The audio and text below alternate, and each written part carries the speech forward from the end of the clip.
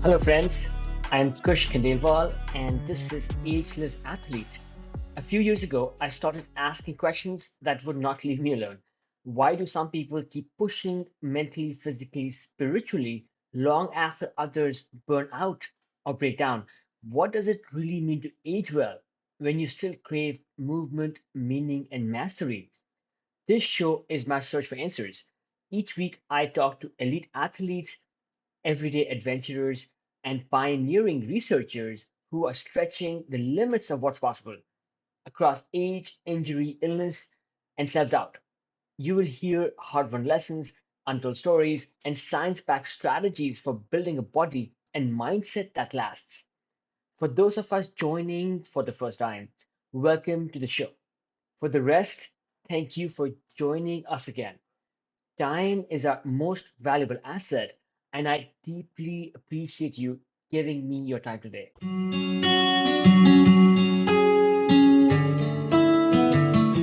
Imagine waking before sunrise. You walk downstairs, past the quiet hum of your home gym, the smell of coffee already in the air, the weights glint under soft light. The sauna door creaks open, and standing there, calm, unhurried, 68 years into a lifetime of movement, is Dan John. Dan is not just a coach, he is a philosopher disguised as a strength trainer. A man who spent 6 decades lifting, teaching, and learning, from Olympic platforms to classrooms in religious studies. He's coached athletes, soldiers, and everyday people toward a version of fitness that isn't about youth or ego, but about integration, the knitting together of body, mind, and life itself. Today, Dan and I explore what it really means to stay strong, mobile, and whole as we age. Whether you are a climber, runner, cyclist, or simply someone who wants to keep showing up for life, this one is for you. We talk about why walking may be the most underappreciated performance tool of all. The six foundational movements everyone over 40 should master, no gym membership required. How to train in your 40s, 50s, and 60s without breaking down. And then why mobility work isn't a luxury. It is the glue that holds strength together. Finally, we go into the quiet but powerful rituals that create lifelong consistency. Not habits, but rituals. Dan's philosophy is simple. You can't be brilliant in one part of your life and sloppy in another. Fitness for him isn't a pursuit, it is a practice of wholeness. By the end, you will understand why his advice: don't get fat, don't get debt, walk every day, and floss your teeth might be the most practical longevity plan you have ever heard. Stay tuned till the end. This one, Pod Training Blueprint, Pod Training Manual. Dan, I always like to start off with this question, which is, where are you right now, and what did you have for breakfast? Okay, so I'm in my office, which is I have a 3-story house. This is on the bottom floor. I've used this as an office for a long time.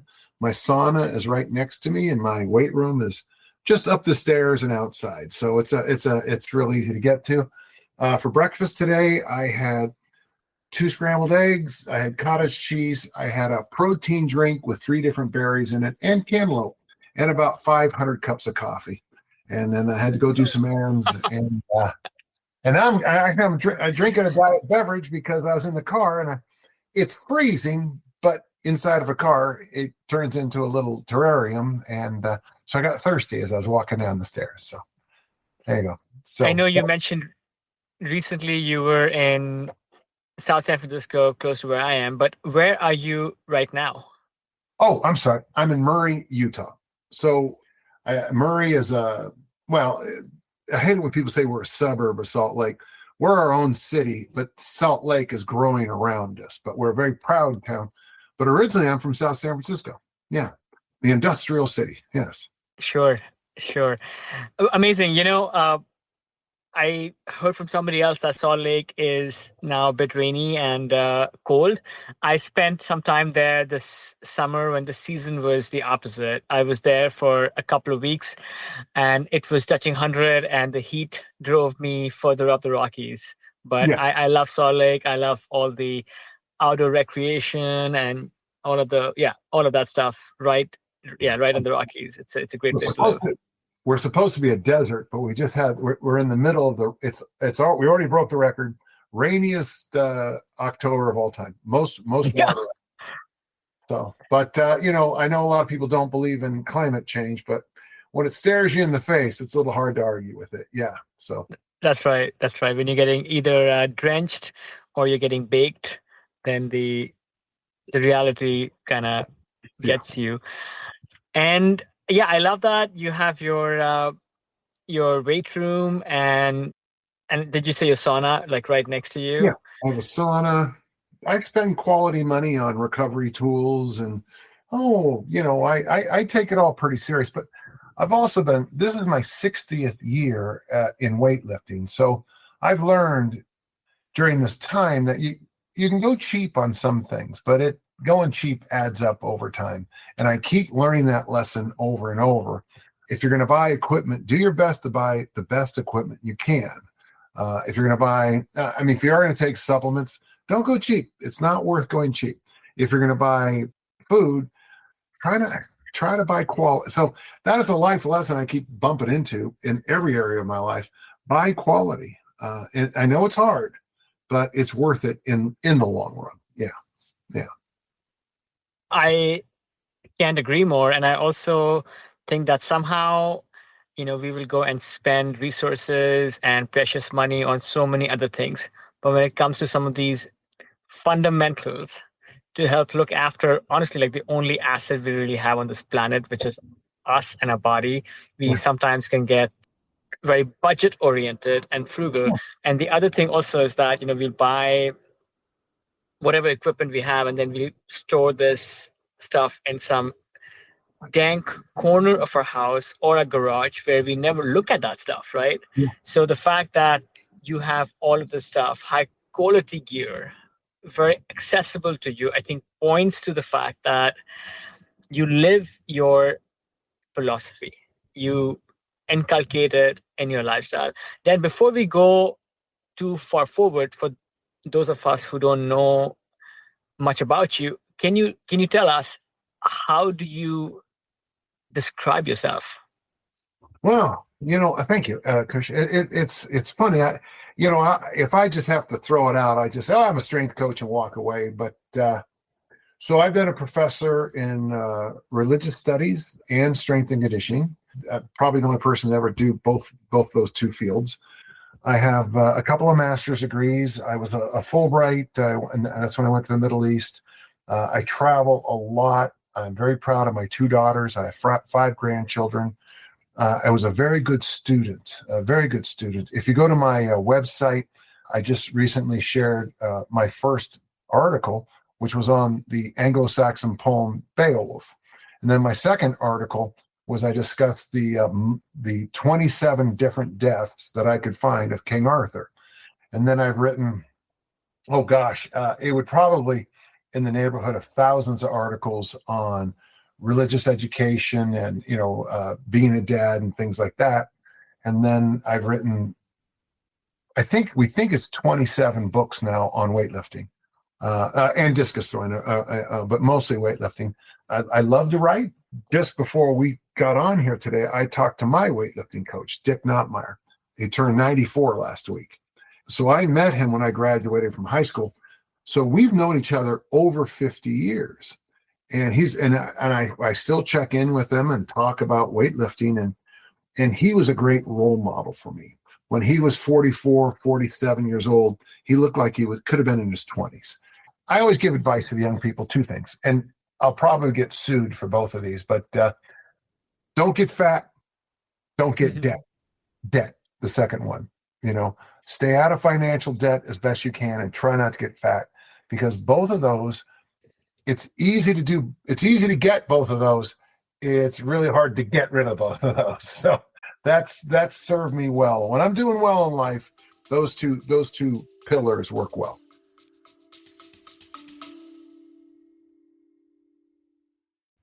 Friends, it means a lot that you're here.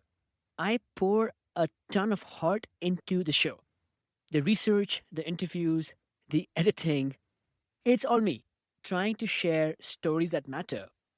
If Ageless Athlete has ever made you feel seen, inspired you, or just kept you company on a long drive, or better, over a run or a bike ride, I would be so grateful if you considered supporting it. Even a small amount helps keep it going, helps keep bringing the show to you for free. You can chip in at buymeacoffee.com/agelessathlete. Again, buymeacoffee.com/agelessathlete. You can find the link on the show notes as well. Thank you for listening and for being part of this. Dan, you are a rare specimen indeed. A scholar who is also an athlete. And curious, the fact that you keep in touch with your coach of decades just speaks to maybe another quality you have is just, let's say, consistency in relationships, which is, I think, also such a huge part of what keeps us healthy is our community. To what you said about financial health and physical health, I think we live in a country that needs just more of your messaging. Thank you. We live in debt and we live with obesity. The two of them dance together. How much easier it would be if you ate that extra piece of cake and instantly you saw the effects of it. I eat this piece of cake and my button pops off and goes across the table. I drink those 2 extra beers and I can't fit in my chair anymore. That's the same way. Both of them are insidious. They're like, they sneak up on you. They're cats. Trying to sneak up on you. Dan, unfortunately, the button pops and the zipper tears, those don't happen anymore because all of us wear this stretch clothing these days. The athleisure or whatever, because the clothing. Clothing unfortunately expands, with our midsection. Yeah.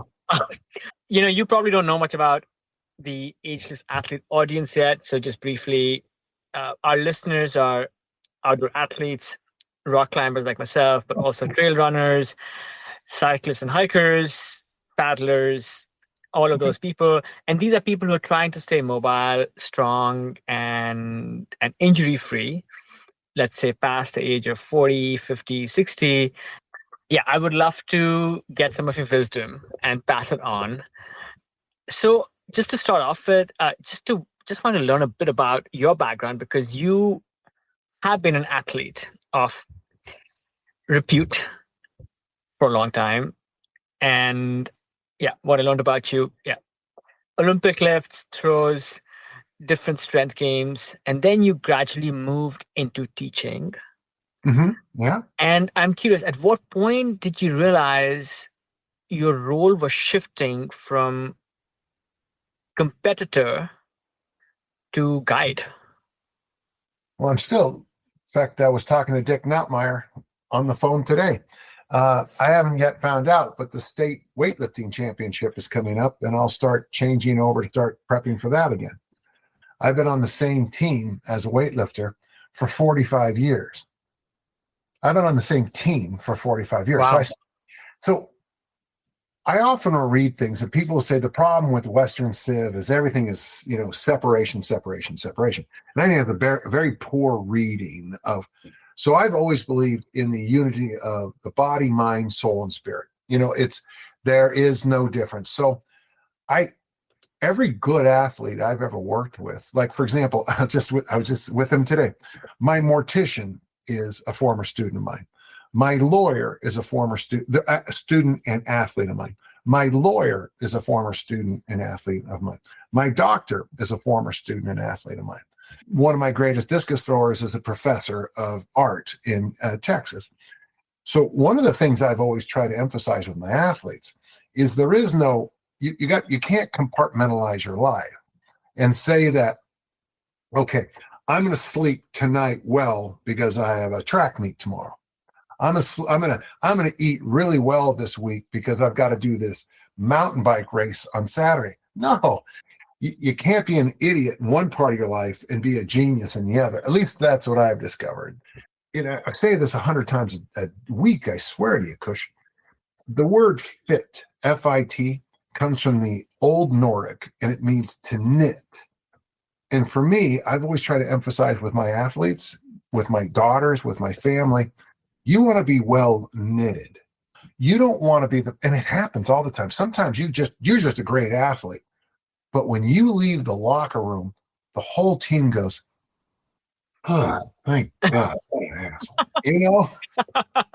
asshole. And so I think it's real important that, like in my case, I don't know what I would say. I cook at least 2 of my meals a day. I have a girlfriend. Her name is Erica. She obviously maybe she'll pick up one but I cook my own dinners. I can do recipes. I have my own recipes. I do my own shopping. I check out my own fruits and vegetables. I look at prices when it comes to the meat counter.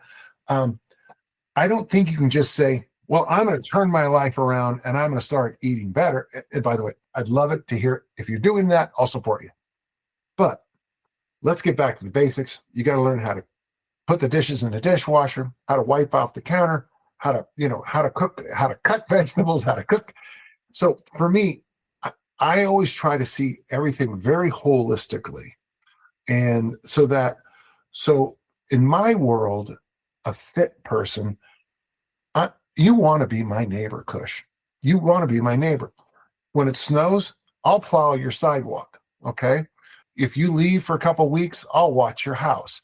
If I see someone hanging around scaring your kids, I will take care of that for you. Your children are safe in my neighborhood. If you break down, I'll pick you up. I think those are just as important as being able to clean and jerk a whole bunch of weight or throw the discus far. Because how you do one thing in life is how you do everything in life. And you do get breaks. I'm not a handsome guy like you, so I had to work really hard on all this, okay? But you can be the most beautiful girl in school, and yet you win 1, 2, 3 years. But then life happens. And how you did life here is how you're going to do life there. If you cheated your way all through school academically, you're going to continue to cheat on everything. Somebody asked me the other day how to train after 55 years of age.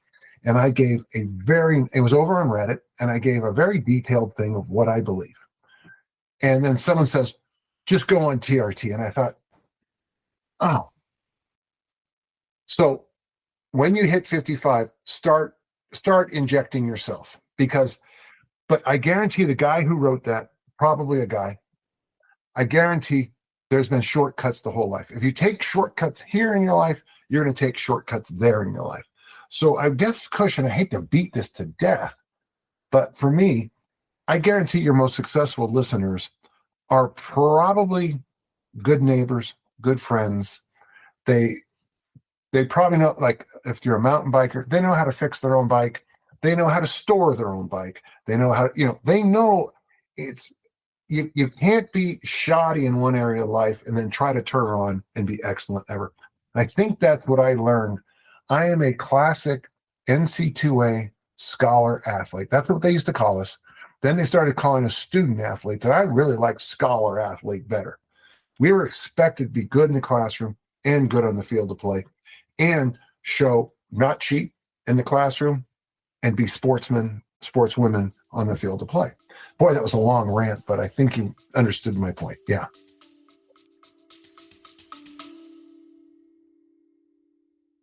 Hello, friends. Just a quick break. This is not an ad. If you have been enjoying these conversations, I would love for you to subscribe to my newsletter. It is where I go deeper, sharing stories, reflections, and behind the scenes insights that don't always make it into the podcast.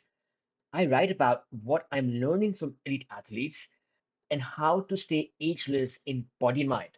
If you have ever wanted a thoughtful, inspiring read that ties it all together training, aging, mindset, and awe. You will love this. You can find the link in the show notes or just head to agelessathlete.co. Again, www.agelessathlete.co, that is, to sign up. And yeah, just a couple of emails a month, and you can unsubscribe anytime. Absolutely no spam ever. Okay, back to the show. Dan, that was some deep wisdom there, and I can't agree more. And what you said, the way you do one thing is the way you do everything. Like you can't be an athlete on one side and be disjointed and a different person. It's sort of this life philosophy that you are swimming with, and you have to stay with that current that you have designed for yourself. So yeah, great preamble to start this conversation.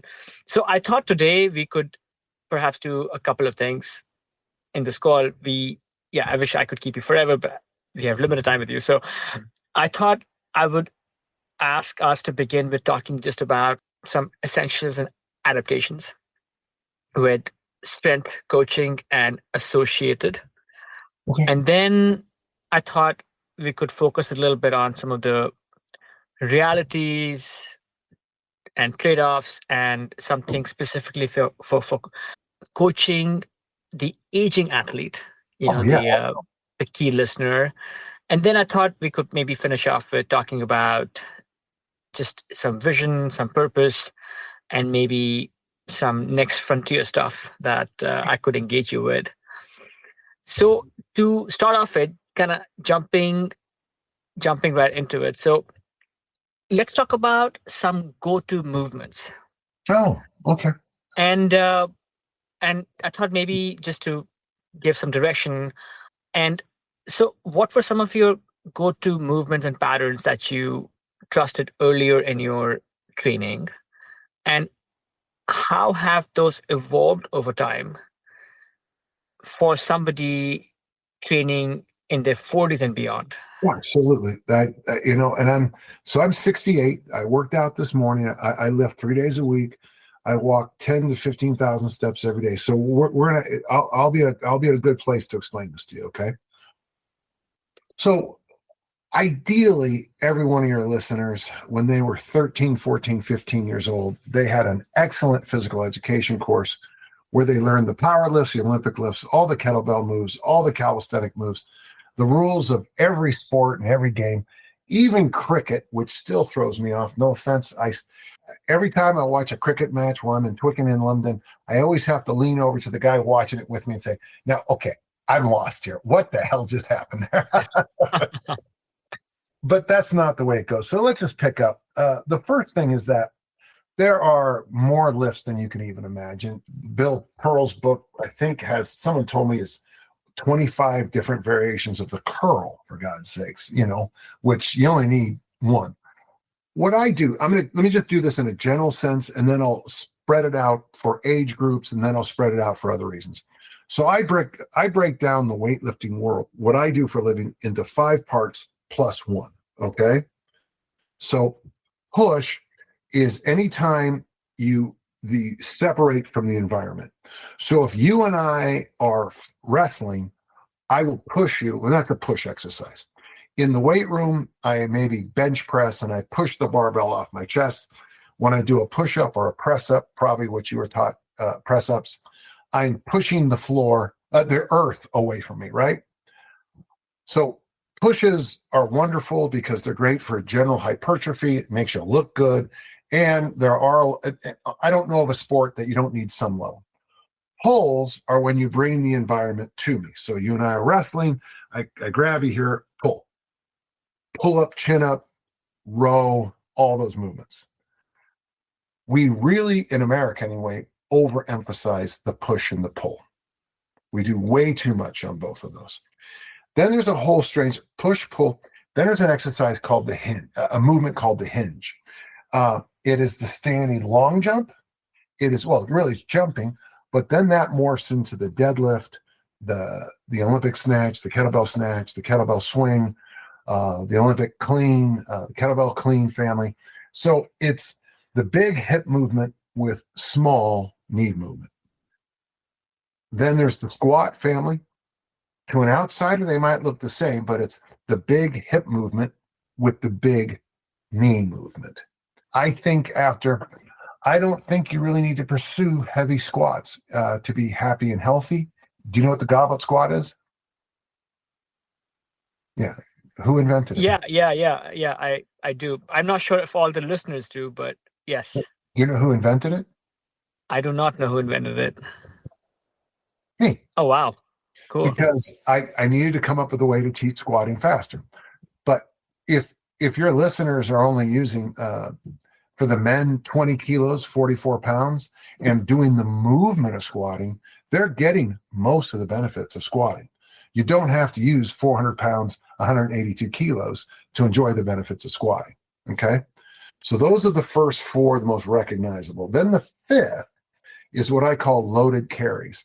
That's when you pick up a weight, or you put a bag on your back, or you drag a sled, or you push a car.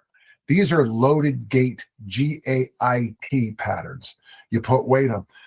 This morning, I have a little tiara. It's a 5-pound head weight that I do a whole bunch of my marching with in the morning, because the head weight forces me to stay vertical. Because if I look down while I'm doing it, of course, it's only 5 pounds, but the forces are so high because of levers. So wearing my little 5-pound tiara, doing my marches is a loaded carry. Then there's sometimes I put a lot of weight in each hand and I carry it. Sometimes I just use one hand. Then there's the sixth movement, and that is everything else, okay? Basically, with the sixth movement, I'd like to break it down into horizontal and vertical. So horizontal would be anything where you're crawling. A Turkish getup would be a sixth movement.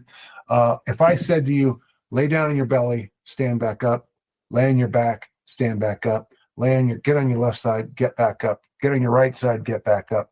Those would be the sixth movement. Rope climbing, monkey bars, which I don't think we should call monkey bars. Humans brachiate too. Let's take that back. Monkey bars, those little, all your climbers understand this intuitively. Your climbers probably are a person who takes climbing seriously outside of the maybe falls and some other small, it's not small, but it doesn't happen as often, right? Your climbing population is probably as healthy as any population we have, because of this vertical crawling they do. They vertically crawl, they brachiate, they monkey bar, they use their bodies, their whole body to get up a wall or a hill. So those are how I break out the movements. Then from there, then you can go as simple as you want. And I usually start, if you've never trained before, I start with planks, isometric moves. So, there's one I love a lot called the push-up position plank. You get in the up push-up position, and I just hold you there. Now, I might reach and try to pick your hand up off the ground to teach you tension. I might, I put a band around one of your legs and tug on you to teach you. A great one for an advanced athlete, not a beginner. You pick up both feet and you make them just stay tense. For the pull, I like exercises that teach, especially North Americans. If you're not watching, folks, I'm putting my thumbs in my armpits and trying to squeeze my elbows together against a load of some kind. That could be barbells, dumbbells, kettlebells, suspension trainers, or just me putting my hands on your elbows. For the hinge, I teach what's called the glute bridge. It's the top of a hip thrust. And I have people stay down there as long as they can, and again, move the hands around. For the squat, we just do this goblet squat. And then for the loaded carry, we do farmer walks. The goblet squat and the farmer walks are kind of moving planks, and it's a good way to think. After that, once I see that you know how to, the mistake a lot of people do when they first lift weights is they don't yet understand the core principle that the body is one piece. So they think that if I do a bench press or military, it's an upper body exercise. But if I stick a fork in your calf, it's going to affect that bench press. I've never seen a bench press. I've never seen a bench press 400 with a fork in their calf. I've never seen it happen. So then that gets into classic weightlifting. But you'll notice it's the first step up from planking is the classics. So you could do push-ups or bench press. You could do military press. You could do pull-ups, chin-ups, or rows. You can do hip thrusts or deadlifts. You can do front squats, back squats, overhead squats. You could do all kinds of drag sleds. And then comes what I think is the real key for most people I work with. One of the things I'm constantly trying to teach people to do is that the body is one piece. So we know from the research, we know that this side of the brain, works with the left, the right side of the brain works with the left side of the brain works with the right. But we also know that the core to walking is, in a sense, and crawling and rock climbing. Funny how once you get one thing, they all just start. My job is to bring my right shoulder to my left hip and then my left shoulder to my right hip. And at the same time, I can also coach the opposite of it called anti-rotation. So the next thing I teach, so that would be one hand pressing, okay, or bench pressing, one arm rows. And then from there, it does change a little bit. But just stick with the concept I'm trying to teach. For asymmetrical work with sprinting, very often I'll have people run up hills, but I'll have them hold two sticks in their hand, maybe, like a 3 foot, 4 foot dowel, hold it in the middle. So if they have any asymmetries, they'll hit themselves in the face. Okay. And even the dumb people figured that out pretty quickly, not to hit themselves in the face when they're running uphill. For squats, it's weird to say this, but crawling is very squatty in my world. When I see, so very often I'll see people who really struggle to just do a traditional bear crawl, but then you realize when they squat, they're wonky. I don't want to say asymmetrical, but it doesn't look right, And then, of course, for asymmetrical, the squat is not really a good squat. Like they are not really going down all the way. They're not really using all their lower body. Yeah, or they start to turn or twist, and one leg does this, and then the other. And then for loaded carries, the two best things I think every listener should do. The first is suitcase carry. That is a heavy one-handed walk in a suitcase position, or its cousin, the overhead, the waiter walk. Once you get those down, then I add speed to things. And now I'm just going to go through this quickly because it might not apply to your audience, but that's the overhead, like the push jerks from the Olympic lifts, the kettlebell swing, some other variations. And of course, the Olympic lifts, the snatch and clean and jerk. Okay, so there is my whole vision of how I coach people.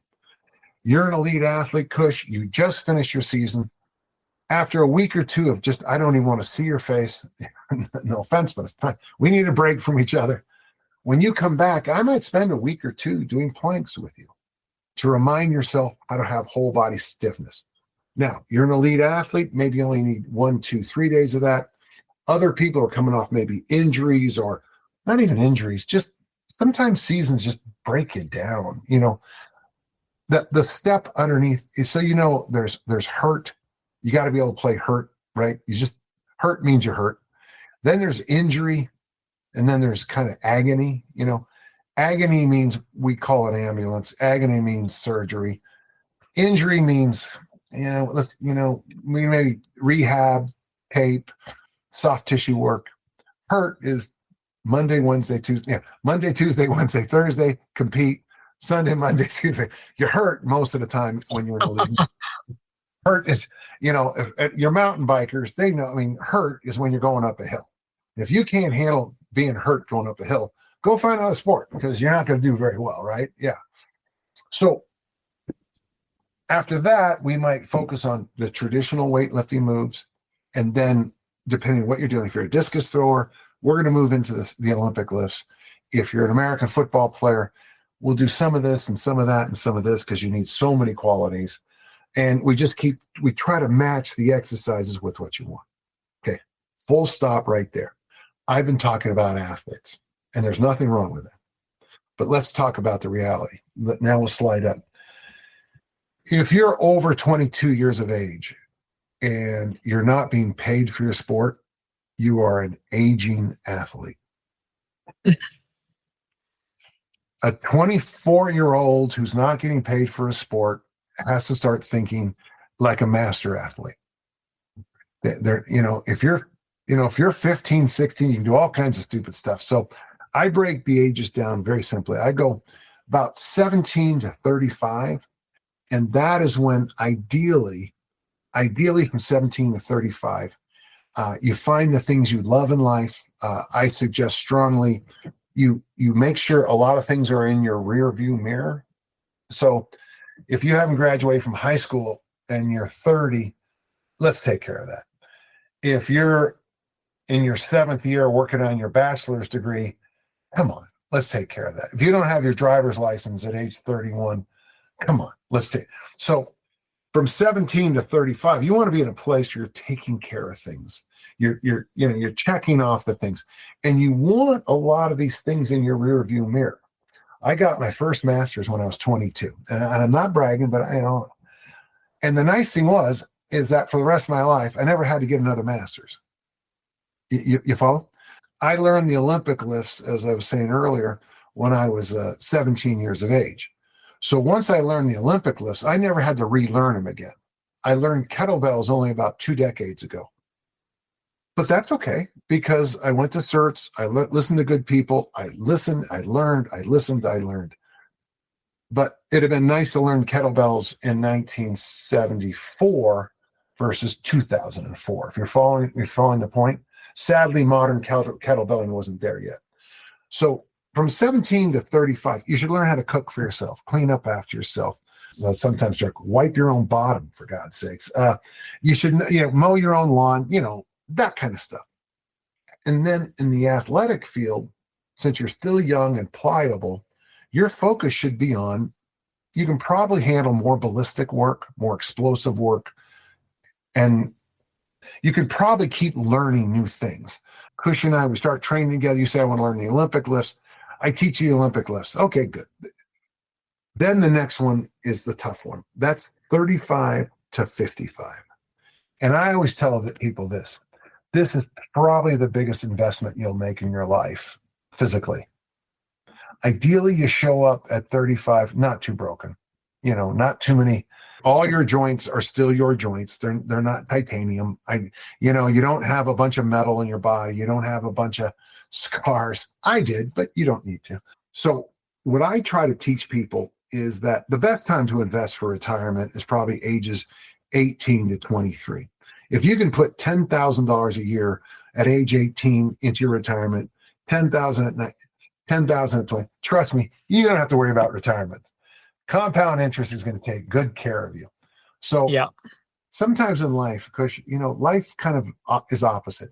You should save for retirement when you're 18, and you should probably take care of certain things. But at 35 to 55, this is when you set yourself up for success in your later years. And there's a concept I call everyday strength. And the research has been clear on this. In fact, I think I have the book right here. I think I might. Or maybe I don't. I was just looking at it the other day, but it's The Physiology of Strength by Heidegger from research from the 1940s and 50s. If you lift weights, and let's say you lift weights for a year, if you for some reason you can't train for 6 months, it'll take you this long to get your previous strength back. Then you train for a year, and then you take a year off. it'll take you less time to get back to your previous strength. If you take another year off, it'll take even less time to get back to your previous. The body seems to remember strength. So what I tell people, this is the time to build up your everyday strength. If you take 6 months off from training of any kind, whether it's bike riding, rock climbing, weightlift, I don't care. Your first, second, and maybe third workout back, that level you're at, that's your everyday strength. And that's going to last a really long time into your life, deep, deep into your life. So, Kush, how old are you? 47. Oh, you're a baby. You know, age 47 was the best year of my career as a discus thrower. That was my single best year. Of course, discus throwers tend to do better as they age, but still, 47 is a good age.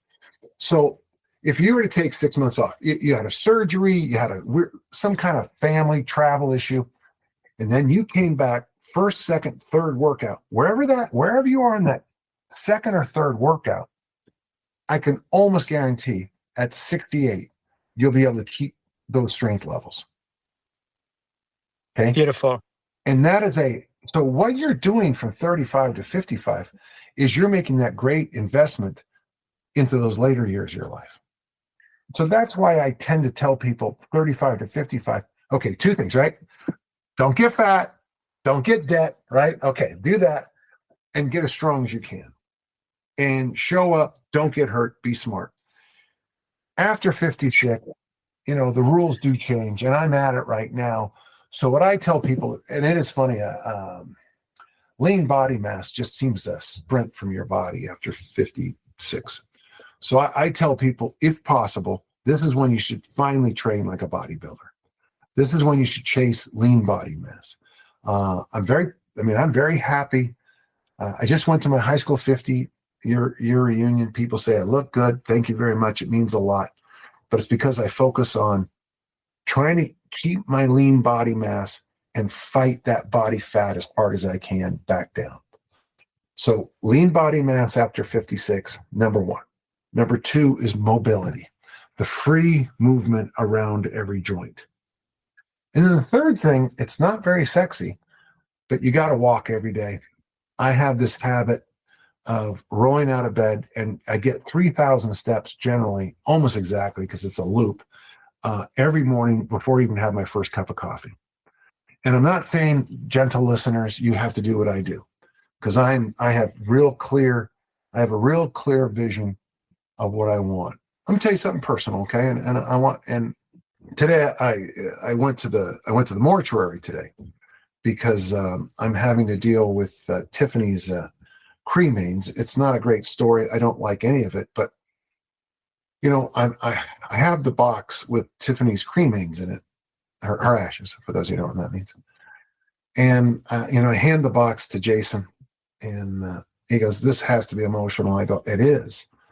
But what it also did for me was remind me how precious life is. And so when I roll out of bed and get those steps in, I try for 10 to 12,000 a day, because I don't know when I'm going to die. I really wish I did know, because it would make my financial decisions much better. But, we have a limited time here, on this planet, and I want to make sure that I have as much time as I can with my grandkids. So rolling out of bed for me and getting those 3,000 steps before the cup of coffee ties in with my major real goals of where I'm at 68. Okay. Does that make sense? Yeah. Thank you for both zooming in and zooming out on not just the foundational exercises, but just the lifestyle and philosophy one needs to adopt as time passes. I thought I would ask you a few things from what you just shared. So maybe some specific things. So a lot of listeners of the podcast, they already are fit by most types of definition. They are out there, like I said, doing outdoor sports, outdoor activities. But I think we recognize that just going climbing or running or paddling, that's not enough to be able to able to stay strong and mobile through life. So I'm curious, I read this great essay that you wrote. I think it's called The Training for 55 Plus. Oh, yeah. And yeah, and then you advocate, strength 3 times a week or maybe even twice a week. And then you also talk about mobility work between every set, which I'm fascinated by because most of us, either we are like doing some kind of, yeah, we're doing like supersets with other things, or we are just resting between sets. But I like that you're trying to optimize that time to do something else. Let me ask you this question, which is for somebody who's already out there doing their sport 2 to 3 times a week, and that is, let's say, yeah, mileage endurance work in their sport. How do you advocate for mixing in Mm. strength training and this sort of quote unquote maintenance work, knowing that one wants to also stay fresh So the morning of the day they're going to go for a long run or go for a full day of rock climbing outside? generally, and So it's what part. kind of programming, what kind of programming would you? Let's just say you got someone doing rock climbing Monday, Wednesday, Saturday. Okay, we'll just make that up. I generally tell people, okay, now after 55, I tell people, then when you get home, you don't go home right away. You go to the gym, you push, you pull, you hinge, you squat, you do some suitcase carries, 2 sets of 5, 3 sets of 8, some boring program. Use machines so that the other 4 days a week you can recover and enjoy. The downside of post 55 is that you just don't recover. Now, I've been doing this method for a while, and I'm really beginning to accelerate because by the way, I still walk every day. Every day's a walking and mobility day. Okay. Every day after 55, every day is walking and mobility. Okay. Now, if you're 35 to 55-year-old people, you can probably do like, I'm lifting on Monday, I'm climbing on Tuesday, I'm lifting on Wednesday, I'm climbing on Thursday. Okay.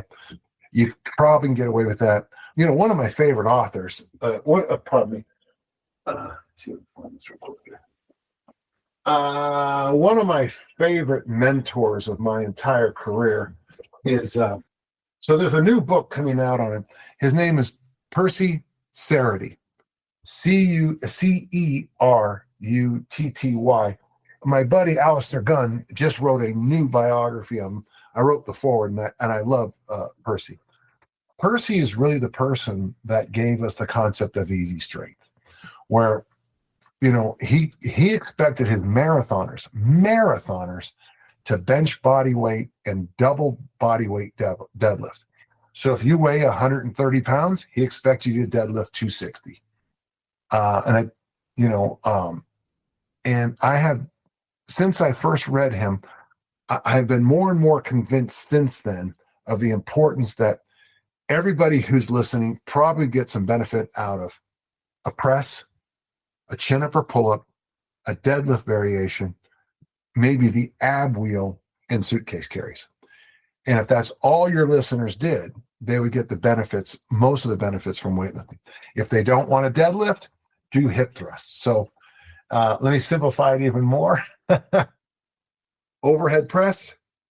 If you can't do a pull-up, just hang, or a chin-up, just hang.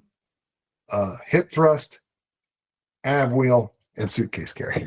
There. And I think when you're between 35 and 55, what you want to slowly do is nudge your strength up. So you don't want to be in a program that promises you don't want to, none of your listeners, especially the sports you told me, they don't want to have the size to bench 400, squat 500, and deadlift 600. I'm not sure a 600-pound deadlift is going to help much. I mean, it might. If you get attacked by a bear or something like that, it'd be better to be a 600-pound deadlift than 100. But get as strong as you can, as easy as you can. And the way to do it is just come in. When the weights feel light, add some more. If the weight feels really light today, do some more reps. Write it down. Next time, try to get another rep. Next time, try to, just nudge yourself up slowly and give yourself a lot of time to get strong. Nothing wrong with taking your time getting strong. And that's what I learned from Percy. I'm looking forward when this new book comes out because it's really going to be exciting. It's Andrew Gunn's Percy Cerruti, Life Lessons from a Remarkable Coach. That's just funny. Funny, I can't find things when I'm looking for them. Happens to me constantly. I'll do a podcast and I'll pull books out that I want everybody to read, and then I'll put them down, not where they belong, and then I lose them. That could be because I'm 68, and it could just be because I need to do a better job putting things away. No, that's not just you. That's me and many people who are listening. Now, Dan, I sorry, but I appreciate you talking about the programming the way you did, because honestly, it endorses the plan that I am in. And I think in my younger years, let's say 20s up to maybe early 30s, I could do alternate days of, I would climb one day and then next morning I would go surf and lift weights. And then I would climb the next day and then I would just do that. And then one day I would basically be just, completely zonked. And now I find that doesn't work because a lot of people who are listening, when they're out there doing this sport, they want to be operating fresh. They don't want to be powered down from the prior day. So I think a lot of the work I do and many people listening, I think, are slowly starting to at least understand and respect is just loading in your sport and the strength work on the same day. So it does end up being like a long day. Maybe you're doing like 2 or 3 sessions that day, because some of these sports, they take time, right? Because maybe you're driving to the trail. Yeah. Sure. So basically by the time you start in the morning, start in the morning. I start in the morning, I stretch. Then I go and spend the whole day out in the mountains. Then I come back and then I have to put another certain amount of time. But I think the benefit of that is, one is the next day I wake up feeling completely sore, which is a great feeling. I don't feel guilty about not moving too much. But then after that, when I come back to train, come back to do my sport a day or 2 later, I'm feeling fresh because I'm rested. So it sounds like that is also the philosophy you're advocating.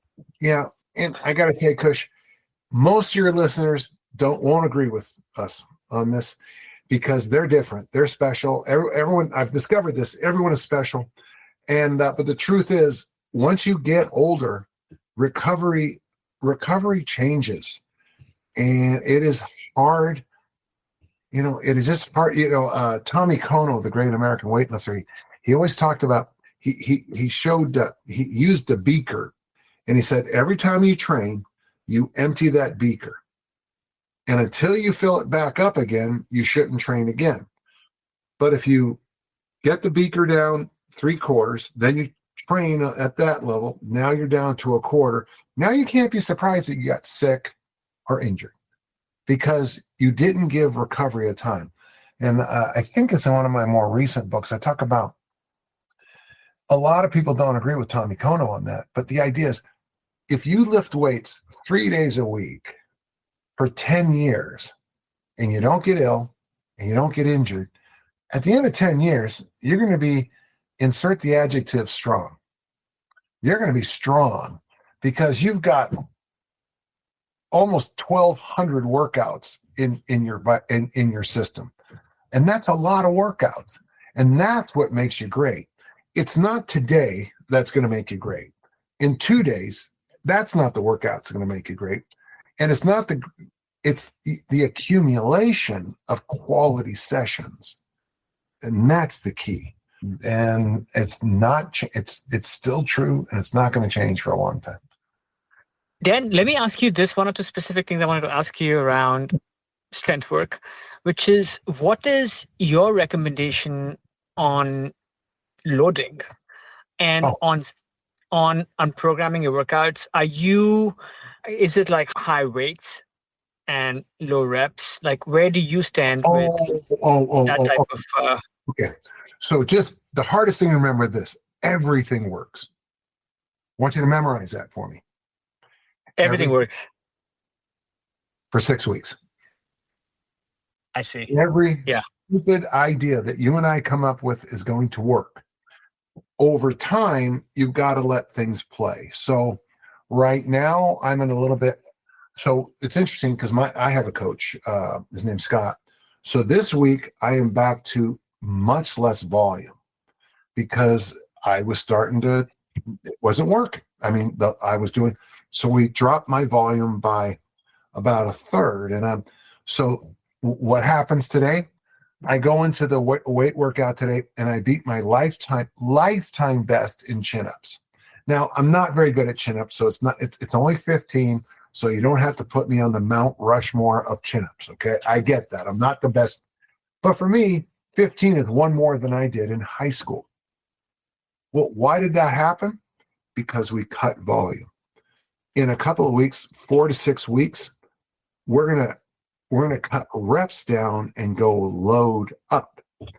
4 to 6 weeks after that, we're gonna try maybe a week or two with volume and load staying up, knowing that I have I lit the candle on this end and I lit the candle on that end about 2 weeks, and then we'll go back to probably lighter weights, higher reps. You have to swim through all of this.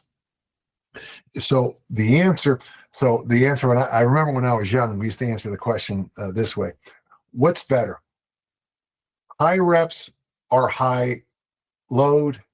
And the answer is high reps with high load. Okay, but you can only do that for so long.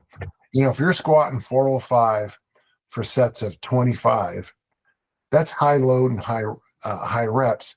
You can probably do that for a while until the wheels fall off and you can't walk up a flight of stairs. So you have to say, okay, we're gonna nudge up load for a couple weeks.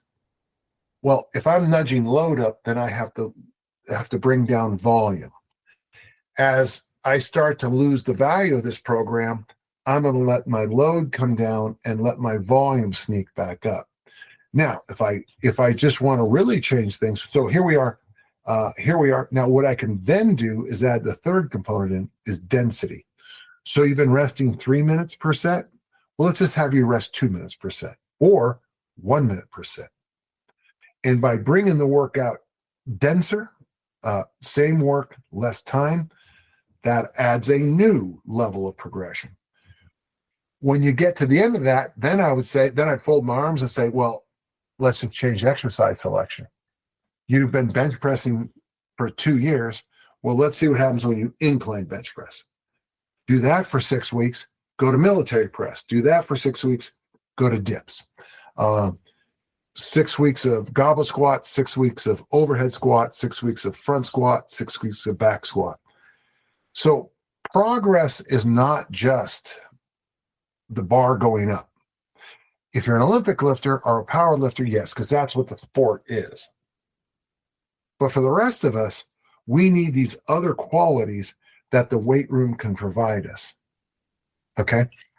In the same way, I'm sure someone could come up. I remember years ago, it was believed that Purina monkey chow had all the nutrients a human needed. Now, Purina had to change their formula because a lot of monkeys were getting diabetes because the formula was wrong. But any of your listeners who really says, no matter what I do, I put on weight, just go buy yourself 5-6 bags of Purina monkey chow and put the scoops in, and that's all you're going to eat for the next 12 weeks. Hang on. So monkey chow is it for monkeys, or is it like, because Purina makes like dog food? I have a small dog, so is it? Yeah, it's talking about the dog food, right? It's dog food, cat food, guinea pig food, monkey food. Yeah. Monkey chow. Right. So now here's the thing. I challenge our listeners to do that for the reason that there's no way a human living in the United States with an adequate income, with McDonald's and Taco Bell and pizza places and sushi. There's no way in hell you could just eat monkey chow for 12 weeks because we're not wired that way. So the same way we can't have a one food diet, even if it's fine. We can't have a one approach to our strength training. No, 100%. Variety is important in so many ways. It's good for our body, but it's also good for our mind to keep the Yeah. the psyche up. Another tactical question, which coming again from your teaching, which I love, is mixing in mobility work Mm. because I mean, if we can do that successfully, that's just one maybe less thing one has to do separately. So can you give us some practical ideas on how we can accomplish that?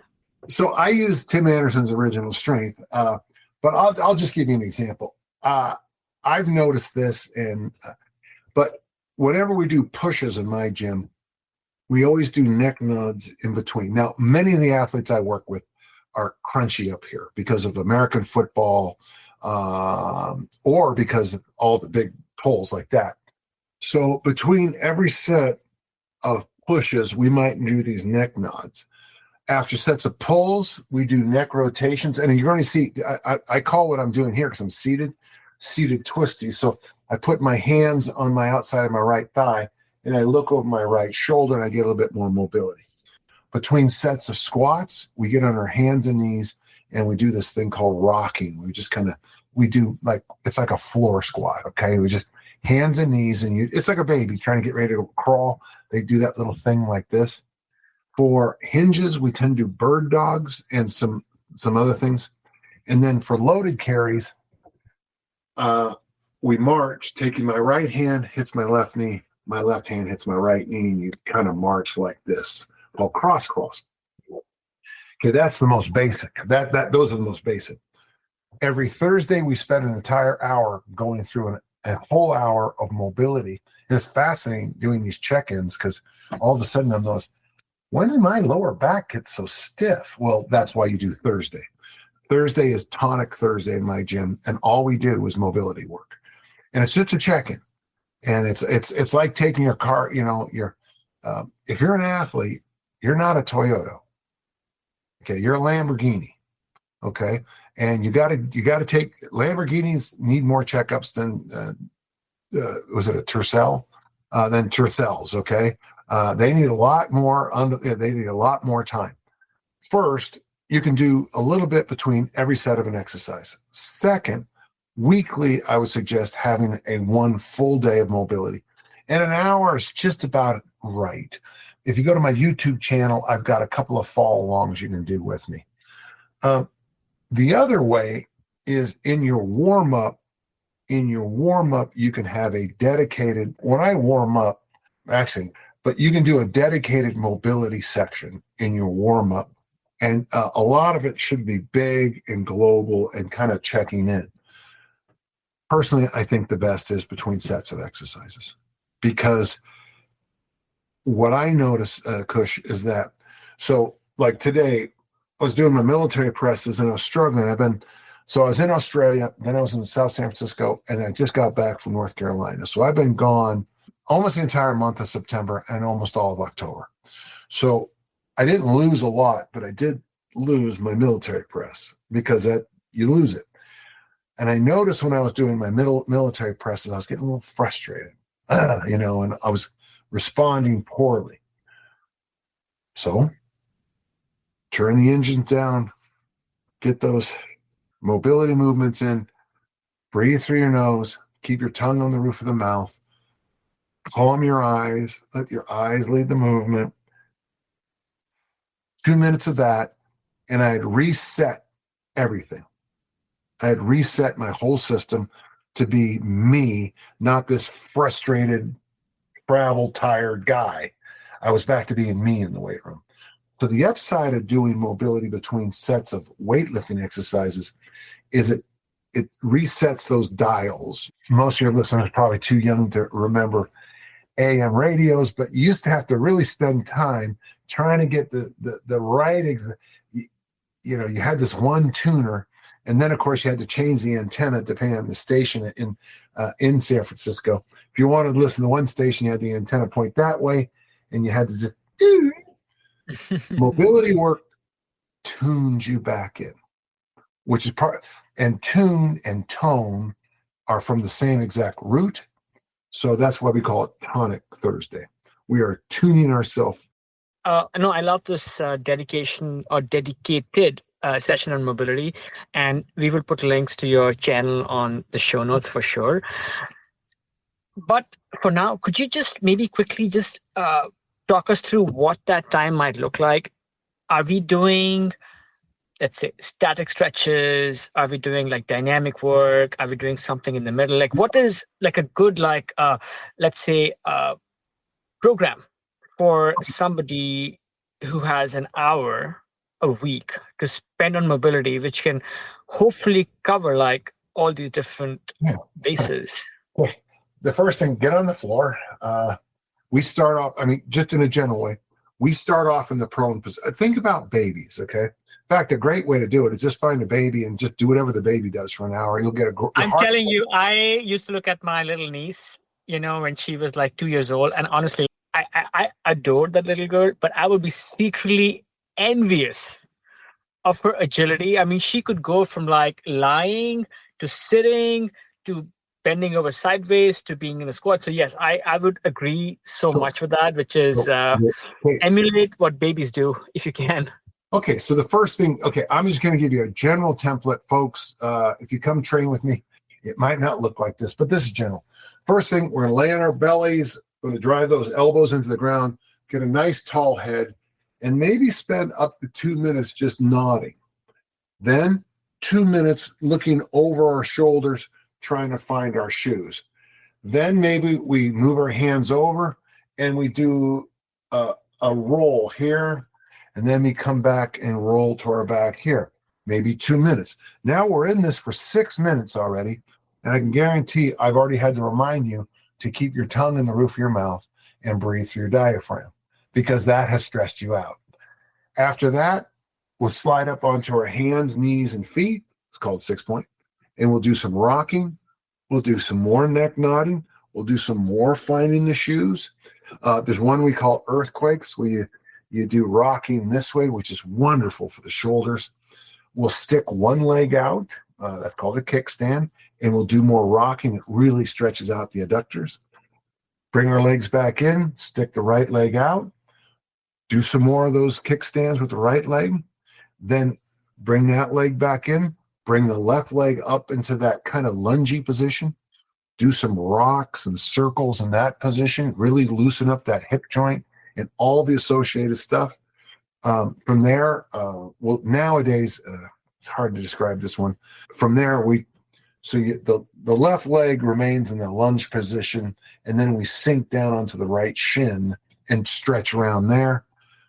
Then right leg comes forward, and then we do that stretch I was telling you about. Now you have to start getting creative, and which is my favorite part. We'll do bird dogs in these, and reverse bird dogs where the hand goes this way, which are called speed skaters or frozones. We'll get on our backs and we'll practice our anterior chain work. We'll do these reverse cobras where you squeeze your neck in, put your chin in, and then slowly bring your shoulders off. You lean into your eyes, one vertebrae at a time, trying to remind your this whole system how to move. There's a position, and it's called butterfly position. Spend a lot of time in butterfly because you probably know Ayurvedic medicine, right? I mean, not intimately. I'm familiar with it. Most of the athletes, if you're going to use Ayurvedic medicine, most of the athletes I work with are Pitas. I clearly would. I'm just always, and we tend to be very tight in the groin area. That's if you read Ayurvedic medicine, that's one of the things they always circle with the Pitas. So we do a lot of groin flexibility work. We would do more rolls called egg rolls. We'll spend some more time just moving around on the floor in different ways, lay on our backs and do these things called windshield wipers. It's where the knees go back and forth. Then we finish off by doing very hard, specific stretches on our wrists, fingers, toes, feet, and ankles. The wrists, fingers, ankles, toes, feet are extremely complex systems. And very few people spend any time working on them at all. If you look at Grey's Anatomy, not the TV show, but the anatomy books, you'll just see how many things are in that area. We do dedicated stretches for our wrists like this, this, and this. We mix those with the shoulder stretches where you go like this and go like that. And then we sit on our feet with our toes, laces down, it's called. And then we do the toe breaker position very seriously in my gym. And when we're doing the toe breaker, we ski to get the toes even more stretched out. And it's interesting because the biggest pushback I get when people first do that is how much it hurts their feet, wrists, toes, and ankles, because they're so bundled up most of the time. And then after that, we go for a walk and go have breakfast.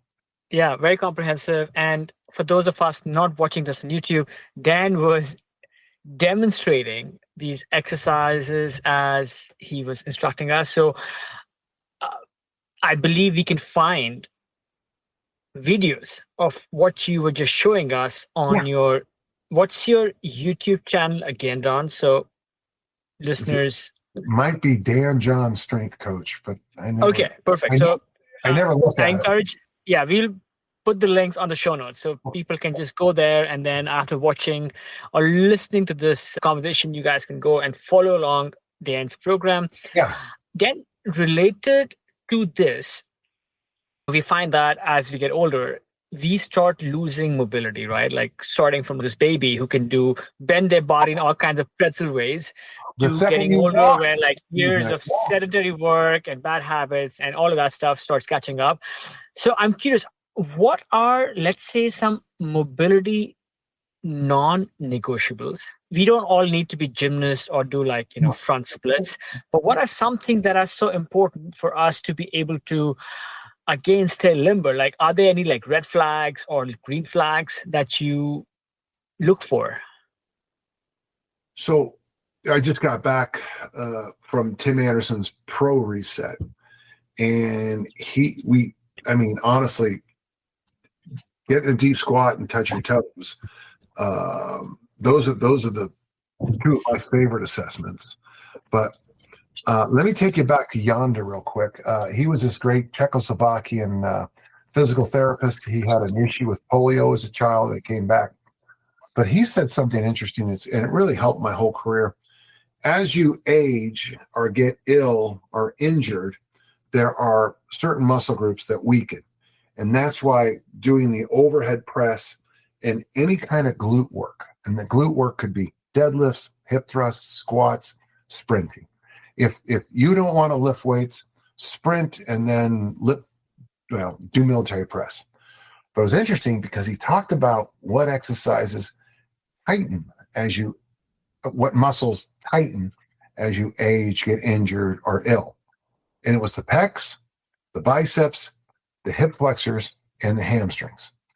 But if you go to a typical gym, you'll see men doing bench press, curl, leg press. 3 exercises that are literally binding them up. So the first defense we have about losing mobility is to start training with your body versus at odds with it. So I work with a lot of people who say, Dan, I can't overhead press. Well, why not? Well, I got a bad shoulder. How'd you get a bad shoulder? And there'll be this story. Well, before you get that bad shoulder, you should have trained this way. The I can'ts drive me crazy, just so you know. But, I can't do this, I can't do that, I can't do this, I can't do that. Well, okay. You did a lot of these things in life, but then you sat in a chair too long, you ate way too many donuts, you ate way too many chips. I can't fix that. Your bike riders, maybe not your mountain bike riders, but the ones that are in racing bikes, speed, this here, that's one of the worst positions you can put a human person in. It's very efficient for riding the bike fast, but it's not a good, you're going to have issues and that you have to undo. So that's my job. Hi, I'm Dan. I see you do that exercise. Let's do this to give you a little bit of balance. So non-negotiables when it comes to mobility work, I think you should maintain your squat until the day you die. You should be able to drop into a squat until the day you die. Just putting a pin on that one, I think that a lot of us in the Western world who have had sedentary jobs, I think they have lost the ability to squat. Yeah. And yes, I mean, there are people in the world who can fall into a squat and play a game of chess for 2 hours. I think most of my listeners are not quite there yet.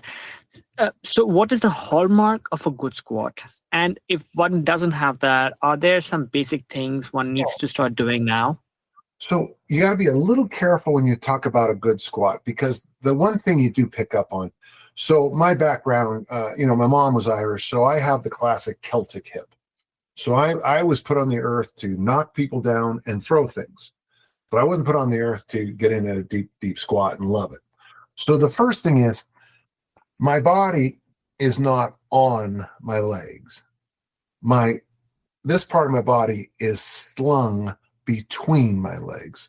So the first thing is this: stop thinking that a squat is a knee bend, and start thinking a squat is a way I slide my body between my thighs, between my knees. Now, when I'm down there,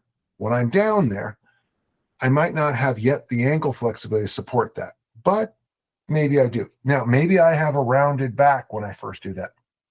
As a coach, I look at that and I do this, because 6 weeks from now, we might be able to repair that. Maybe you have to take your elbows and drive your knees apart, which is, by the way, folks, if you're going to try to squat at home, take your right elbow, push your right knee out, take your left elbow, push your left knee out, and then squat down, because that will force you to squat between your legs. And you'll find out it's not ankle flexibility.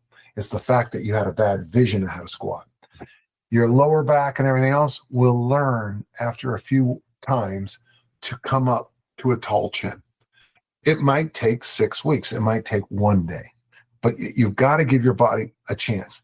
So I recommend 2 things every day everybody does. Number 1, you should sit at the bottom of the squat for 30 seconds every day. This is my warm-up, by the way. And then you should hang from a bar for 30 seconds every day. If you just do those 2 things, you'll get most of the benefits. I don't know what percent, I don't know, but you're going to get most of the benefits of the things I'm trying to teach you with my mobility work. And so you sit at the bottom for 30 seconds, hang for 30 seconds. The Kauai study supports this. That was a study they did in Hawaii to help people with bad shoulders. It's very little, but it's every day. And so I've lost a lot of weight over the last 4 years. I'm probably sneaking up on, well, I used to say 48 pounds, but it's more like 54. And people ask me the secret, and I say, well, I lift weights 3 days a week. I eat less than 2,600 calories, and I walk 10,000 steps. Oh, I can do that. So how long did it take? Oh, about 4 years. And that's when the switch goes off. They don't want to hear anymore. When I say sit at the bottom of the squat and hang for 30 seconds every day, both of those, it might take 6 weeks to feel the benefits. It might take 2 days, but most people want the instant fix. Folks, I'm not making fun of any of you, but we know statistically that 19 out of 20 Americans don't exercise at all. 19 out of 20 Americans can't retire without the help of Social Security, which is going to be a real eye-opener in a few years for a lot of people. My dentist says only 1 in 20 of his patients, 19 out of 20, only 1 in 20 floss their teeth. I would suggest my interaction with people, only 1 in 20 people actually get enough sleep, enough water, enough protein, exercise, and floss. For those of you who are still listening and you do any of that, you're a Yeah. 5. You're an unusual person. And I always feel like when I do workshops, I'm speaking in a room full of mirrors. These are people that are all in. They do everything I say. And then a hand will go up and they'll say, hey, I'm trying to get my mom to work out. What should I do? And I want to say, there's nothing you can do. Your mom has chose not to work out, and she's going to keep not working out because that's what she's going to do.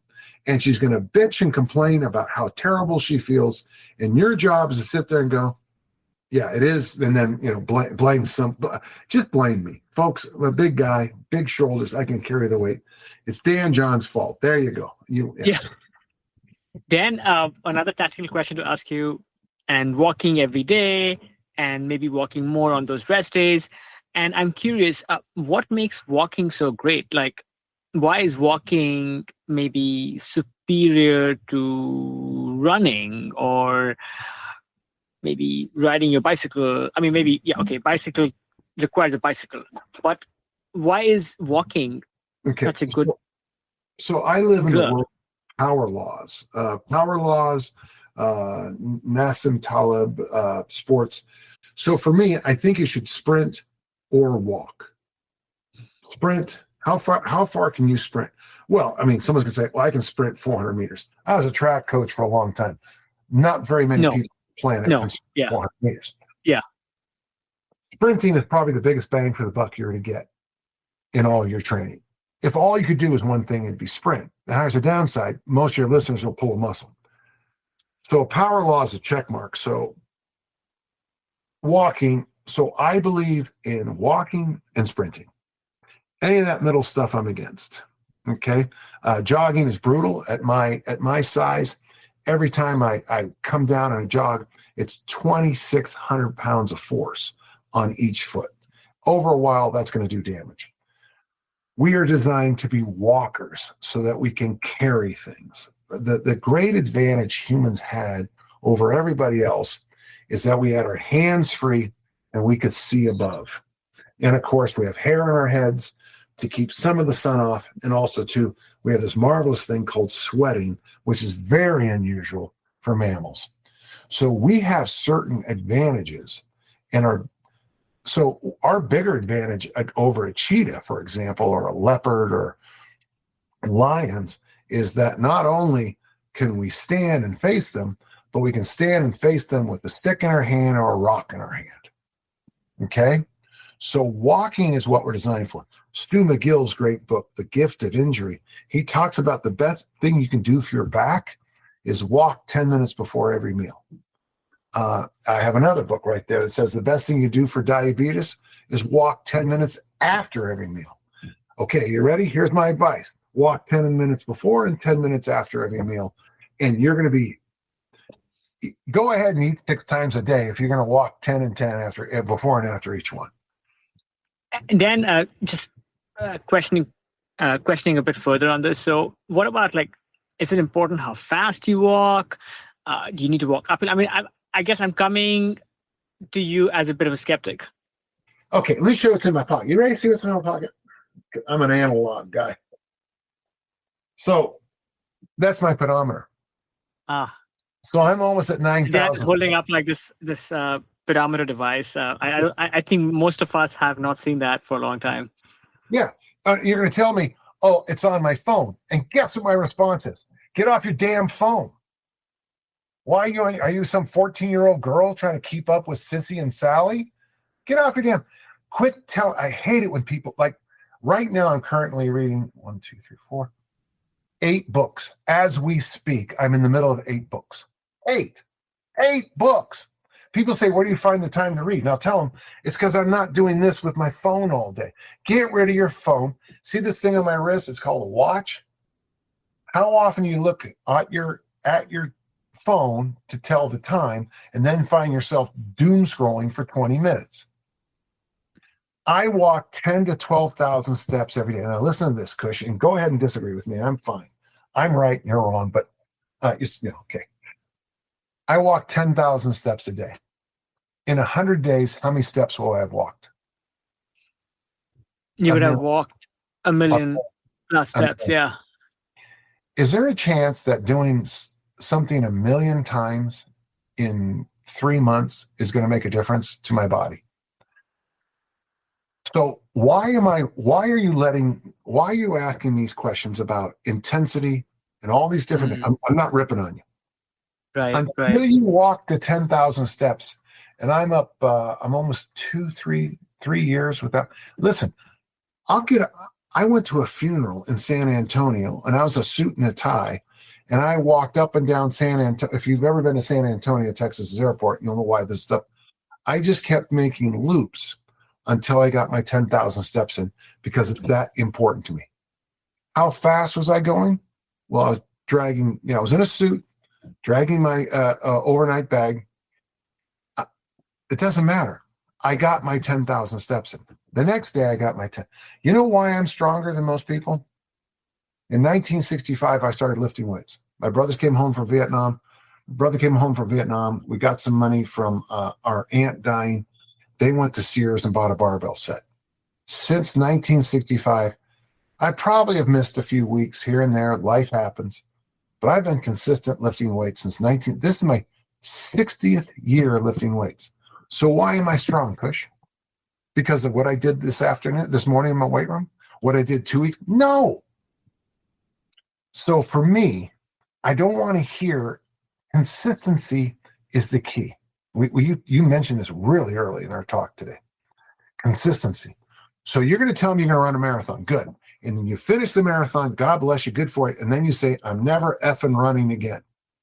Is that better or worse than 10,000 steps? No, I think your message is loud and clear. No, I appreciate your patience with my question here.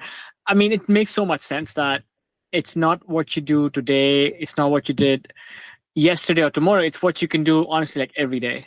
And walking, I think, checks those boxes for most of us. And like it's one thing you can do at an airport in a suit with luggage is you can walk around the airport. I mean, some of us will even take a yoga mat and put it on a corner and try to stretch, which is great.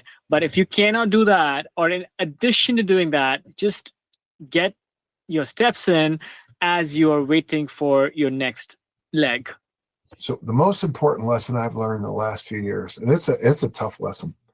I'm not going to start doing something that I don't see myself doing for the rest of my life. Like there's a thing called, I think it's called Squat-tober, where you're supposed to squat every day.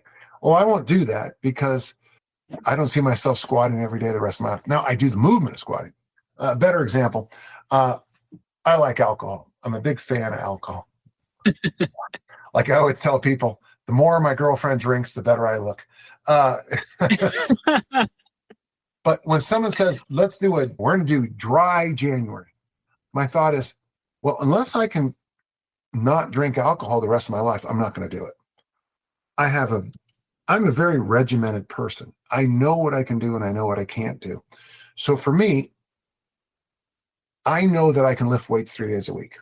I know that I can fast. Okay. One thing I should have maybe mentioned earlier, but for me anyway, I get out of bed and I get my 3,000 steps in, and then I drink coffee. But unless I get every email read and responded, every forum question answered and responded, if I have to do a podcast, I do it. If I have to lift weights, I do it. If I have to get my walk in, I do it. Then I eat. I only eat after I've gotten my workout, my walk in, and my work done. And you can call it fasting if you want, but for me, that's how my brain likes to do it. After that, my afternoons are always delightful. I mean, I'm talking to you right now. I mean, how great is that? This has been a wonderful conversation, by the way, and I thank you. But so for me, I like to have rituals. I was about to say habits. I have rituals.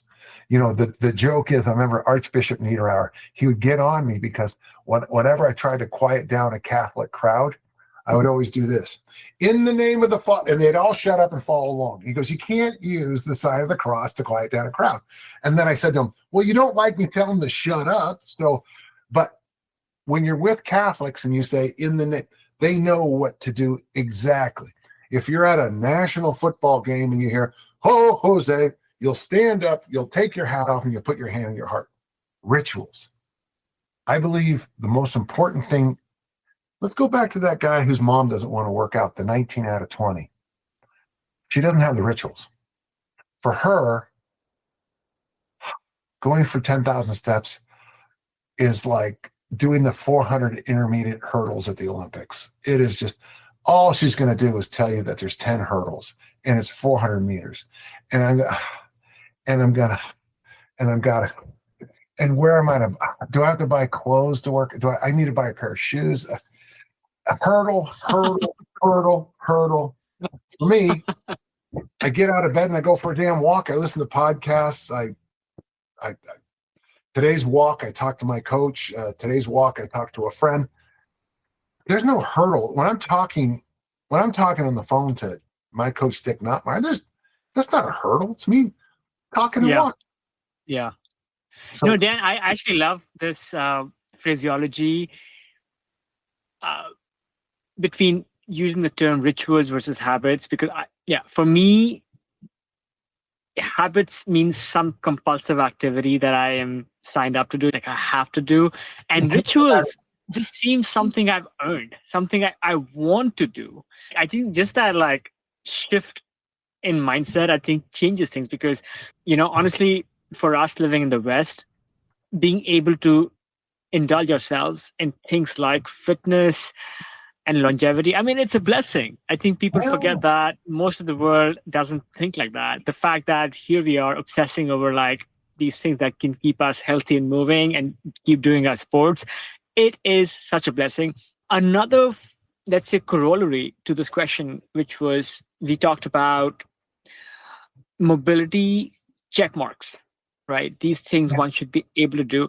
And I'm wondering if you may have a similar type of benchmark for strength. Like at this age, what, quote unquote, like this is such a general thing, but like what should a healthy adult, let's say an aging adult who's between the ages of 45 and 60, what are something they should be able to do successfully, both men and women? So this is a spectrum answer. Okay. There's a rainbow answer, but let me just give you a couple. I still agree with Percy. Okay.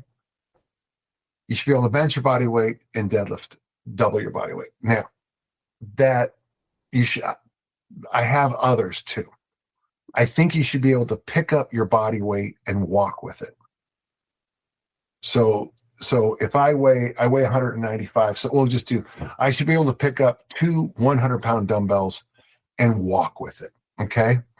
So let's take those three. And just say that is something I'd love to see my male listeners do. I would like to see that. Okay. That would be great. Let's channel over here now. You should be able to stand on 1 foot for 10 seconds. Okay. Ideally, your waistline should be under half your height. Okay. You should be able to, standing long jump, your height, not jump over yourself, but so I'm 6 foot. I should be able to standing long jump 6 foot. Okay. And sorry, just to be clear, standing long jump is from a standing position. Yeah. One should be able to leap forward and clear a distance equal or more than their height. Yes. Okay. If you can stand on 1 foot, your waistline is underneath, half your height, standing long jump. And then the other one, the last one, and this one sounds weird, but you should sleep with 1 or less pillows at night. This is something this is my own information. It was interesting because there is a doctorate degree that proved that I'm right on this, but that one really does indicate mobility. And a lot of our listeners, very angry, I often get this from women who do yoga. Well, I do yoga 3 days a week, and I just like to have a pillow under my neck, a pillow between my knees, and a pillow under my shoulders. And my point is always, why? Well, because otherwise they'll ache. And my point is, you're doing a lot of things for maybe this part of your body, but you're maybe missing this or that. Okay?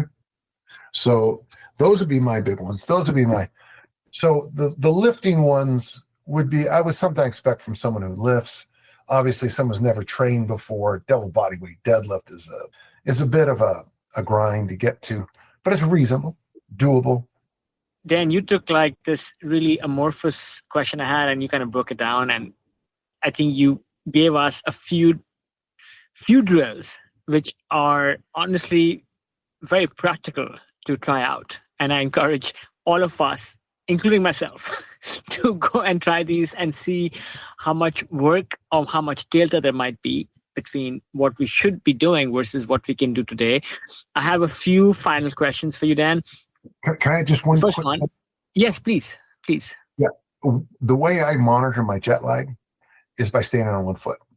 So it's for those who have to travel a lot, and I do. When I got back from Australia, one of the first things I did is just tie myself on standing on my left foot. I barely could stand because of the flight and the time zone changes. Well, that's fine. What that would mean is if I had to compete, that means I probably need a lot longer warm up. So it's the nice thing. And the other thing, folks, using that stand on one foot thing, measure yourself on and look over a week's time, 2 weeks time. It might be all you need. You can get a real sense of how you recover by simply how you're standing on the one foot. Fair enough. It's hilarious how much information you get. So if you worked out hard on Friday, you took Saturday off, you took Sunday off, but you also slept really well in those 2 days, and you ate well. And you and I had a wonderful brunch, and we went. A bunch of us went to a movie, and we went to bed at 8 o'clock and slept through. Stand up in the morning, and you stand on your left foot for 45 seconds. To me, that tells me that you are fully recovered and you're in a good place. Excellent. How good is that? Because I can see it standing on one leg. It tests so many different things across the spectrum. It tests strength, proprioception, balance. All of that. Yeah. Okay, great, Dan. Thank you. So, in decades and decades of coaching, what is one, let's say, hard-held belief about strength or movement that you still defend? And maybe one that you have changed your mind about or softened? Well, so I'll do the second first because it bumped into my head. When I first coached, I was an Olympic lifter, and I thought the answer to all questions were snatch and clean and jerk. Okay. And by the way, it's a pretty good answer. And clean and press. It's a pretty good answer. It requires a lot of flexibility, a lot of mobility, coordination. Then I started working with people who didn't have my background. The hardest thing I've learned in my career is to be open and humble. Like when I first saw the hip thrust, this back in '84, I thought it was the stupidest thing I ever saw in my life. And now it's a fundamental part of my training. So a lot of times you have to be, when I first saw suspension trainers, I thought they were stupid. TRXs, from where you live there, do they still have the big TRX building in San Francisco? I don't know about the TRX building, but I will say that I do use suspension straps. I've been using them for like decades. Yeah. I thought they were stupid. And then I did, with my heels together, a single arm row. And I said, that's really good. So I would say the biggest mistake I made as a young coach is I was still an American football track and field coach. So the answer to all questions was, we're going to just beat you I'm going to beat you in every aspect of the game. I'm going to outwork. Later, as time evolved and I worked with more and more people, some of my favorite workouts, double kettlebell press, single arm row, hip thrust, goblet squat, suitcase carry, none of that existed when I first started coaching. My point is loaded carries. These loaded carries answered everything. I would say the biggest thing is that I lean in now with things I don't understand to at least to try to use them. And that's so obvious what I just said, but I'm much more likely to go, I'm going to try that. I'm going to give it 6 weeks. Let's see what we can do with it. Beautiful, beautiful, Dan. Okay, this is a fun one. If you have done so many different types of sports and you have coached so many types of athletes. If you could design a lifetime athletic event which combines Yeah, I've already got a point. hiking, walking, Oh, mobility, and for somebody age 60, what would it be? What would excite you? well, so in Masters track and field, there's an event, and I think I have this right, but it's the pentathlon, and it's the javelin, the discus, the running long jump, the 200 meters, and the 800 meters. And I remember now I have some long-term physical issues that don't help a lot, but I remember being at the nationals, this was a long time ago, with my brother saying, you know what, that is the perfect event because you have to express explosiveness in the discus, the javelin, and the standing long jump, and the 200. You have to have a very interesting kind of endurance training to do the 800, but you also have to have an interesting endurance to do the 200 meters, half of the furlong. Well, you also need to have a certain kind of spring to do the javelin and the long jump, and you need to have a concept of rhythm for the discus, the javelin, and the standing long jump. I thought those 5 events. Oh, and you have to do them in one day. Those 5 events express about every quality I think you need for a long, happy life. Now, having said that, since then, of course, there have been a lot of these invented programs and races and stuff, but, I've always had this weird idea that I've always wanted to hike the Appalachian Trail. And I'm not going to because it doesn't fit with my other goals. But to me, when you look at the Appalachian Trail hike, the straight through one, Sure. When you finish that, one of 2 things are going to happen.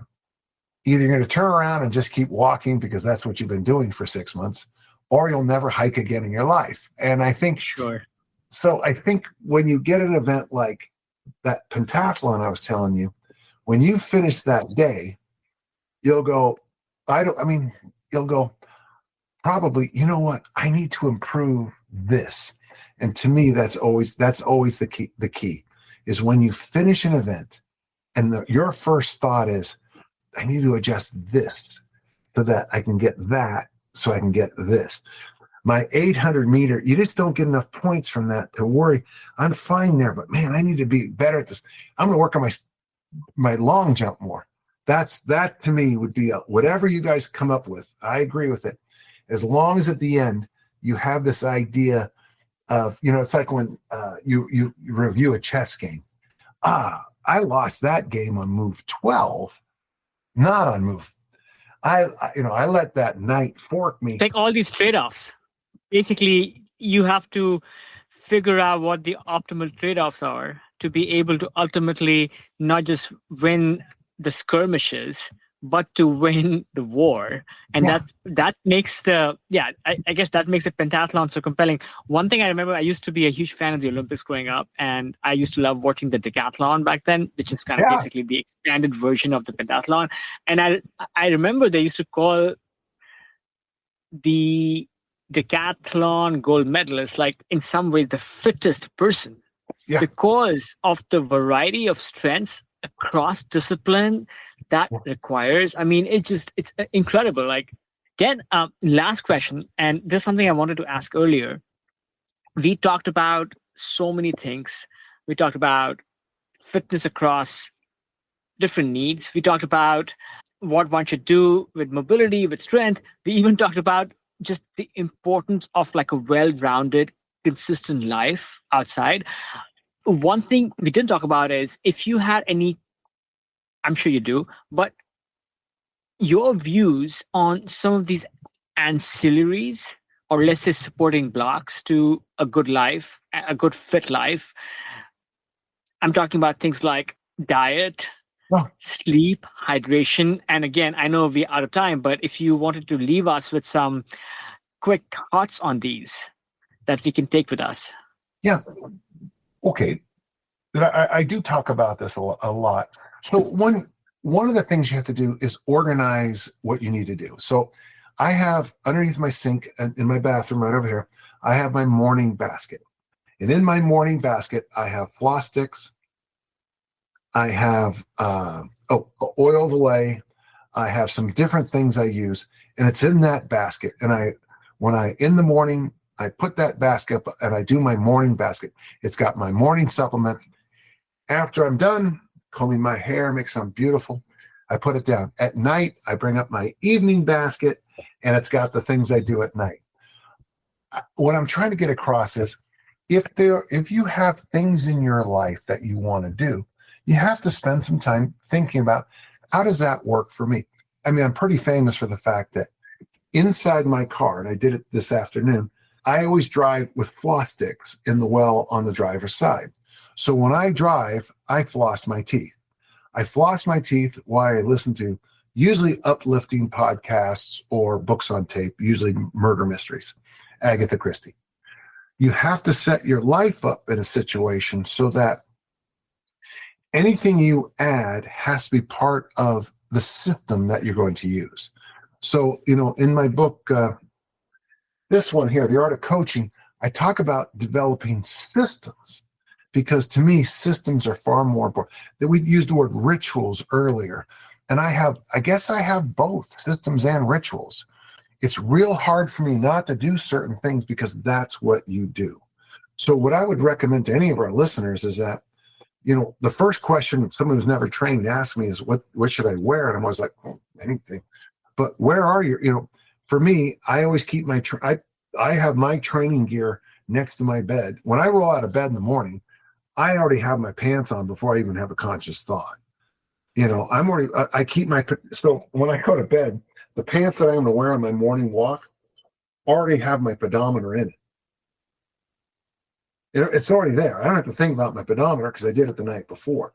So for me, it sounds, and again, folks, some of you might think I'm a lunatic, but I get a lot of stuff done because I don't think about a lot of stuff. Yeah. I'm not spending my day going, should I floss? Should I put on oil of Olay? It's just there. It's in my eyesight. It's on. I'm listening to a podcast or Hercule Poirot, mystery, and I'm listening to the thing, just doing the stuff because it's right in front of me. And if I could give you any advice in the area, and I break things down into health, fitness, longevity, and performance. But for me to be able to perform at a high level, the health, the longevity stuff has to just be built in. Sure. I don't have to think about that. For fitness, maybe I have to call my coach and say, hey, I'm getting broken down by this program. I need some love. No, it's built in. So that'd be my advice. Okay. Dan, well, you have a fellow Agatha Christie aficionado. I used to love reading those books as a kid. Yeah. And you would love this as well. So currently, if you haven't noticed, I am in a van. I've been traveling in a van and adventuring across North America for the last 1 year. And I have my morning kit, my evening kit, and my yoga mat. And I have these hooks on my ceiling. So the first thing I do is I wake up and I do scapular hangs because that's good for me. So it's all set up, which I so agree with you that, the more we can simplify these. Let me put it this way. When I want to eat ice cream, I will go down to whichever corner of my house or garage the ice cream is hidden, and I'll get at it. But the things that are important, like flossing, like stretching, like all of those things, you have to kind of just take away the friction and make it as simple as possible. Great word, friction. That's the word. So you're not rubbing up against. You're not working extra hard just to floss your damn teeth. That's really, I like that word. That's a good use. Yeah, I love that spin. I'm gonna start doing that, which is keeping those floss sticks. I use, a floss string, but I'm gonna keep the floss strings because, One part about this country that I love is like how many things we love to do while we're driving. So instead of just drinking coffee and eating a donut, if we can floss our teeth. Dan, it's been amazing to have you on the podcast. Any final thoughts you want to leave us with? Well, I'd like to do this again. I really enjoyed our conversation. And one thing I'd like your listeners, if you don't mind, I got my first trophy in 1967. And what year were you born? 1978. Okay. When you were born, I was a Division I discus thrower at Utah State University. When you talk about ageless athletes, one of the things I want you to think about is I'm walking with you on this. I have the same issues. Sometimes my mind says go and my body says where, but not today. So yeah, I'm walking the path with you. If I can be of assistance, any of you just let me know. Okay. Wonderful, Dan. Thank you so much again for coming on the show. Thank you. And let's stay in touch. Okay. Great.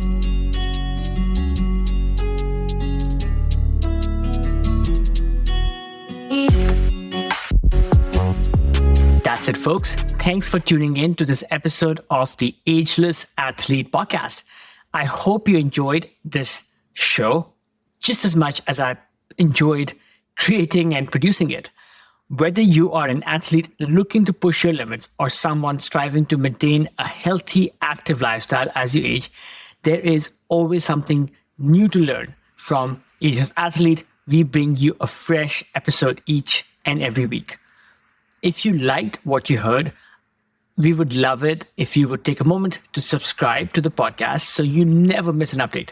And if you really liked what you heard, please leave us a review, crush those 5 stars on Spotify or Apple Podcasts or wherever else you listen to your podcasts. It helps us reach more people who are passionate about staying strong and resilient, no matter their age. Don't forget to visit our website and leave your email so I can send you occasional insights, stories, and tips to keep you inspired and motivated on your journey. You can also follow us on Instagram at Ageless Athlete Podcast and on YouTube at Ageless Athlete Podcast as well for even more great content. All of these links are available on the show notes for this episode.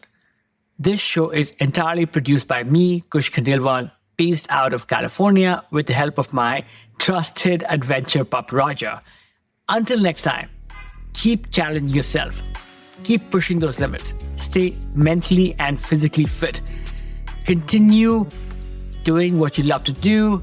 And my friends, stay ageless.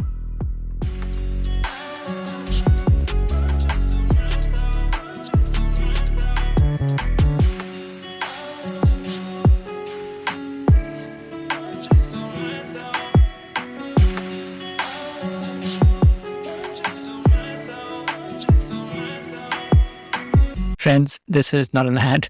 This is just a quick message to those amongst us who are listening to Ageless Athlete podcast for the first time.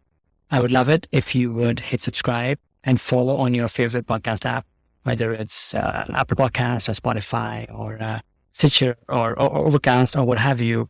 We bring you stories and routines and other inspiration from elites in the world of the best outdoor sports. In each episode, you will find how these athletes stay connected to the outdoors, maintain peak performance, and continue to thrive as they age. I encourage you to look through Brad episodes and listen to a couple and see if they resonate. And then, come back next week. We release an episode each week. And I am really inspired to bring you some of the best stories from the world of the outdoors. Okay, back to the show.